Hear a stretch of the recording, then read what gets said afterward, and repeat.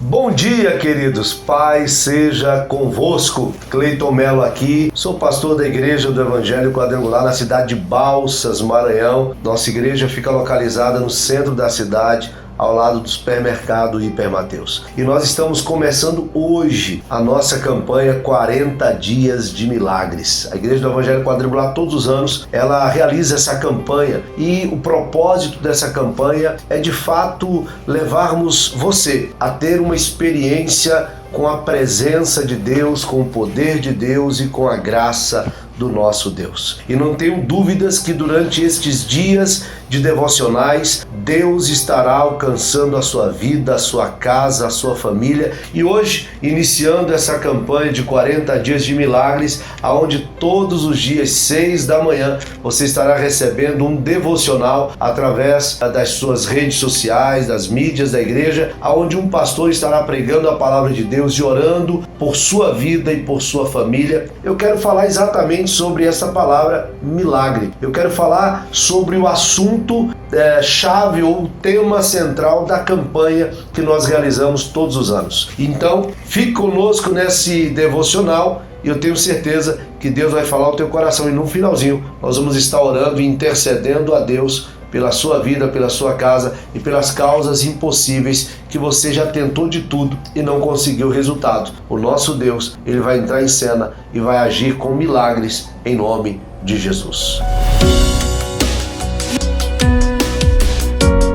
Hoje eu quero conversar com vocês sobre um salmo muito interessante. O Salmo de Davi, um salmo considerado de cântico de romagem ou cântico de degraus. Este salmo, ele é um salmo muito bonito, uma poesia de Davi, porém, nós precisamos entender que este salmo, ele teve um momento histórico no qual ele foi escrito. E é interessante nós analisarmos porque esse salmo pode ter sido escrito quando Davi peregrinava rumo a Jerusalém nas festas anuais que Jerusalém promovia e todos os judeus precisavam subir para Jerusalém. E é possível que Davi tenha escrito esse salmo em uma dessas viagens rumo a Jerusalém. Sabemos que o trajeto de algumas cidades para Jerusalém era um trajeto um tanto quanto perigoso, por assaltantes, por povos que viviam nas regiões desérticas, que assaltavam e que violentavam e até matavam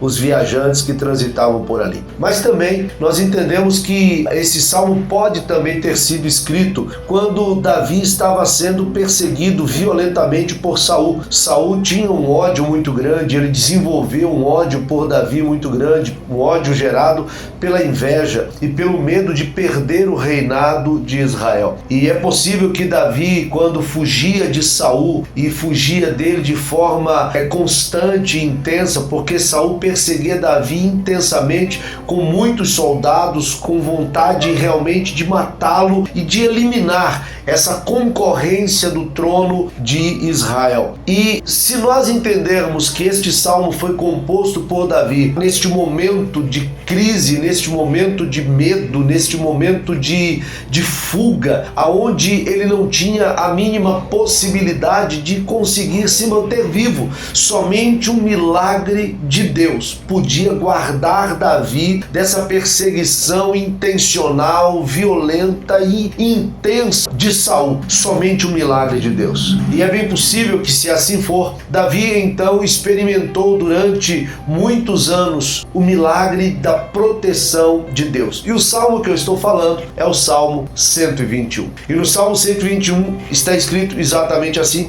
se você puder acompanhar conosco na sua Bíblia, ele diz assim: levanto os meus olhos para os montes e pergunto, de onde me vem o socorro? O meu socorro vem do Senhor, que fez os céus e a terra. Ele não permitirá que você tropece. O seu protetor se manterá alerta. Sim, o protetor de Israel não dormirá. Ele está sempre alerta. O Senhor é o seu protetor, como sombra que o protege. Ele está à sua direita. De dia, o sol não o molestará ou não o ferirá, e nem a lua de noite. O Senhor o protegerá de todo mal e protegerá a sua vida. O Senhor protegerá a sua saída e a sua chegada desde agora e para sempre. É um salmo muito lindo. Mas quando nós lemos os salmos de Davi, nós apenas conseguimos enxergar a beleza desse salmo. A beleza poética, a declaração de confiança de Davi, a afirmação de uma fé inabalável que Davi tinha no Deus de Israel. Mas quando nós conhecemos um pouco a história do salmista,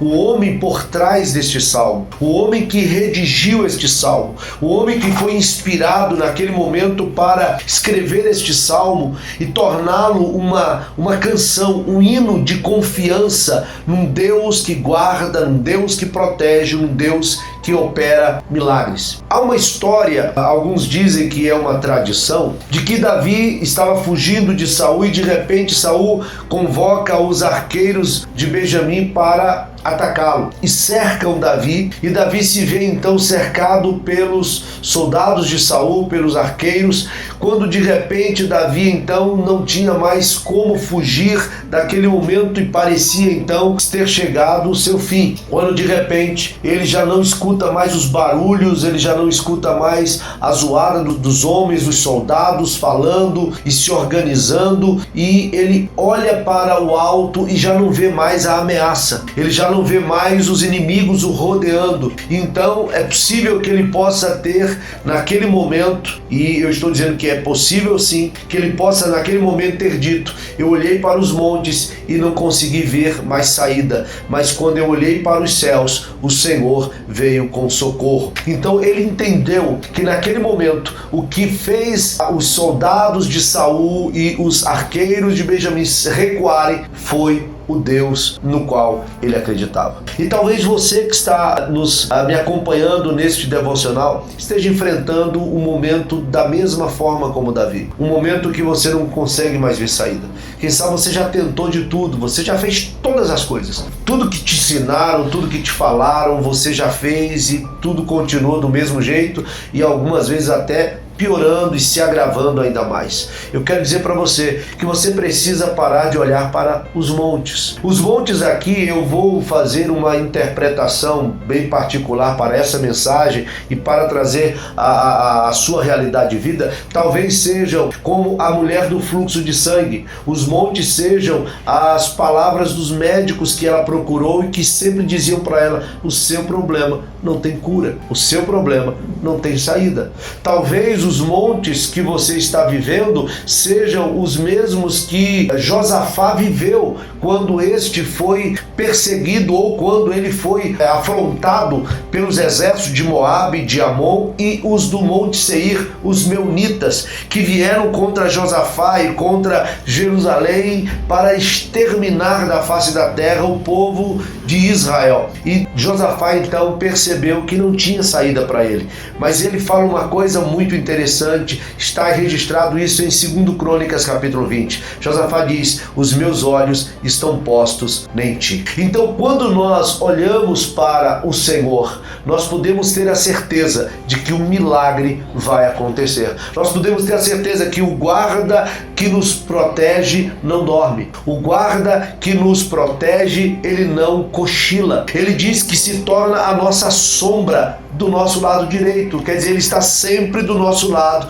para nos dar proteção. Ele diz que o sol não nos perturbará ou não nos ferirá de dia e nem a lua de noite. Talvez Davi estivesse falando a respeito do clima do deserto daquela época, e creio eu que até hoje, que é um clima um pouco meio que confuso. De dia chega aos seus 50 graus de calor, podendo causar doenças na pele muito grandes, insolações e até, quem sabe, levar a óbito. E à noite, às vezes, o deserto de Israel é muito frio, é um frio muito grande, intenso de frio. Então ele está dizendo que o Deus em que ele confiava o guardava durante o dia para que o sol não lhe causasse nenhum mal, e lhe protegia ou lhe aquecia à noite para que o frio e os calafrios da noite não lhe causasse nenhum mal. E eu quero fechar esse devocional nessa manhã, lembrando a você e despertando a sua fé a olhar para Jesus, o autor e o consumador da nossa fé. Fé esta que faz com que os milagres de Deus se manifestem. Você deve saber ou conhecer a história de Pedro. Pedro, um dos apóstolos de Jesus, quando Jesus descia do monte em uma noite de vigília de oração. Jesus desce daqui do monte e Jesus já não encontra mais nenhum barco e ele sabia que os discípulos estavam enfrentando uma tempestade muito grande.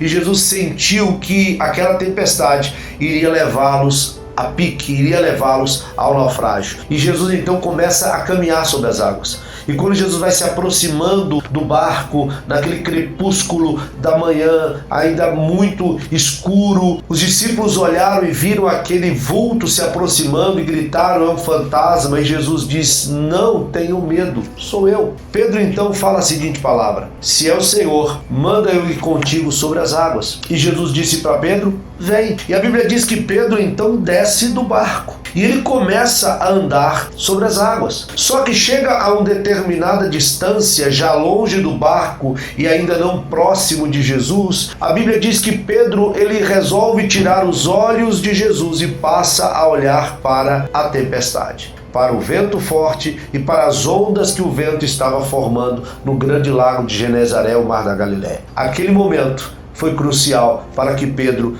afundasse. Mas antes dele, de fato, afundar completamente, ele grita: Senhor, socorre-me. E Jesus segura na sua mão e o leva até o barco em segurança. Quando a Bíblia diz que quando Jesus entra no barco, a tempestade cessa. Esse momento é interessante porque quando Pedro estava olhando para Jesus, os problemas que estavam à sua volta não lhe estavam causando nenhum dano, não lhes estava lhe causando nenhum mal. Mas quando Pedro para de olhar para Jesus e passa a olhar para os problemas começam a lhe afogar. Então, que a nossa fé não esteja olhando para os problemas, mas esteja focada naquele que pode resolver todo e qualquer problema, pois para o nosso Deus não há impossíveis. Então que essa palavra ela possa nortear a sua vida daqui para frente, que a sua fé esteja não nos montes, nos problemas, nas adversidades, mas que a sua fé esteja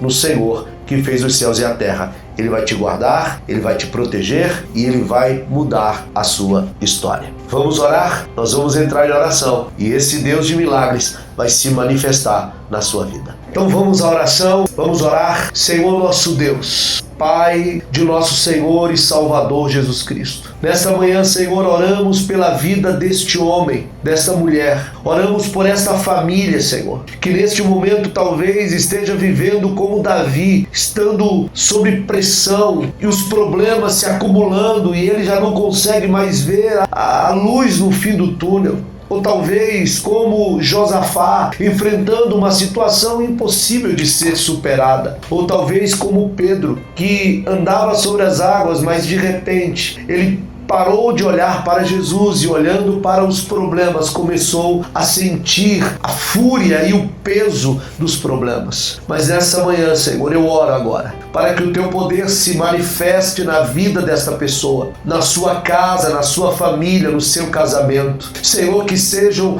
doenças ou que sejam problemas financeiros ou que sejam problemas de relacionamento conjugal, familiar, em nome do Senhor Jesus, que o teu poder se manifeste, Senhor, trazendo cura, Pai, trazendo vida, trazendo restauração, trazendo transformação e libertação, e que toda ação do inferno que tem se levantado contra essa pessoa, assim como Saul se levantou contra Davi, assim como os moabitas, meunitas e amonitas se levantaram contra Josafá, ó Deus querido, nós ordenamos que toda essa ação do inferno seja neutralizada e quebrada na autoridade do nome de Jesus, e que essa pessoa possa experimentar dos teus milagres, que essa pessoa possa viver o seu milagre e possa testemunhar de que o Senhor é Deus sobre os céus e sobre a terra, que haja cura neste corpo, que haja libertação nesta casa, que haja transformação nesta família, em nome de Jesus, e que a libertação do Senhor alcance este homem, esta mulher, este jovem, esta esta criança em nome de Jesus. Assim oramos, Deus, e declaramos sobre eles o teu milagre em nome de Jesus. Se você crer, diga amém. Que Deus te abençoe. E lembre-se, quarta-feira, às 6 da manhã, um novo devocional estará sendo enviado para você.